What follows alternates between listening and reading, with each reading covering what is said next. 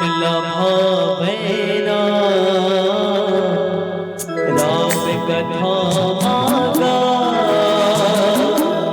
ये भैया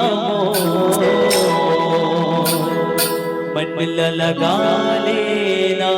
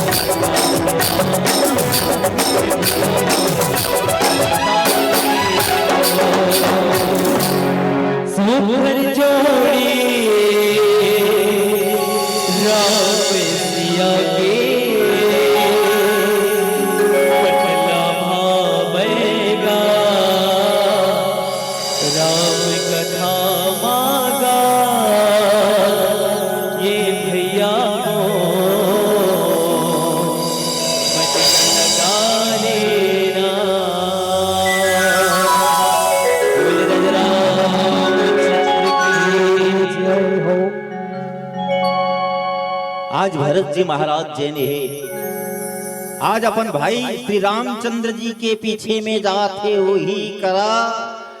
जब भरत जी महाराज जैन ही नहीं भगवान राम के ओकर गुणगान करे तो ओकर तन जैन है पुलकित हो जाए भाई, ओकर तन हाँ पुलकित हो जाए। तो देवता मन जब देखी नहीं तो धन्य धन्य ये भरत ते धन्य है जैन अपन भाई के प्रेम में अपन भाई के भक्ति में अब विचार करके यहुला देखन बहिनी हो।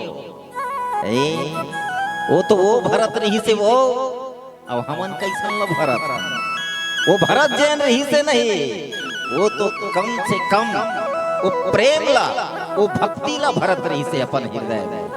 अब